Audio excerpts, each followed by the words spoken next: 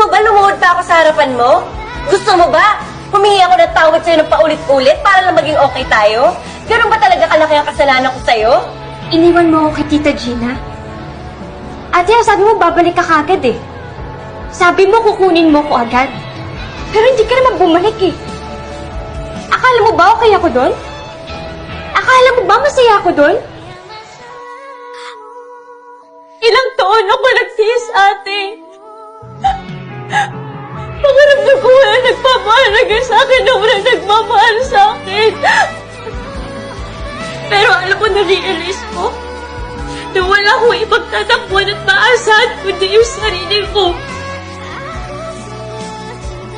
Tignan mo naman ako ngayon, no? I'm popular. Marami ng tao nagpapahalaga sa akin at maraming umahanga sa akin. Kaya tigil-tigilan mo na yung ginagawa mo, ate, dahil uli na akong lahat. Okay na ako!